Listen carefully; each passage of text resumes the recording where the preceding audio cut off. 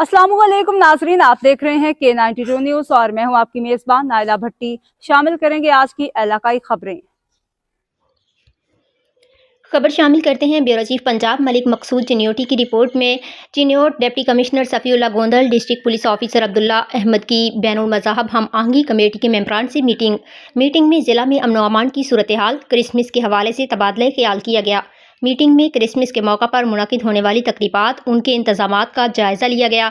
मेंबरान ने क्रिसमस के मौका पर मजहबी हम आहंगी रवादारी के फ़रोग़ के लिए अपने भरपूर ताउन का इआदा किया। DPO ने क्रिसमस तकरीबात पर सिक्योरिटी दीगर इंतज़ामात में हर मुमकिन ताउन की यकीन दहानी करवाई। क्रिसमस के मौका पर ज़िला इंतज़ामिया की जानिब से तमाम इंतज़ामात मुकम्मल कर लिए गए हैं। Deputy commissioner Safiullah Gondal, church हाई पार्कों पर चिन्योट पुलिस की जानिब से सख्त सिक्योरिटी इंतज़ामात को यकीनी बनाया जाएगा। क्रिसमस के मौका पर तमाम वसाइल बरूए कार लाकर अमन व अमान बरकरार रखा जाएगा।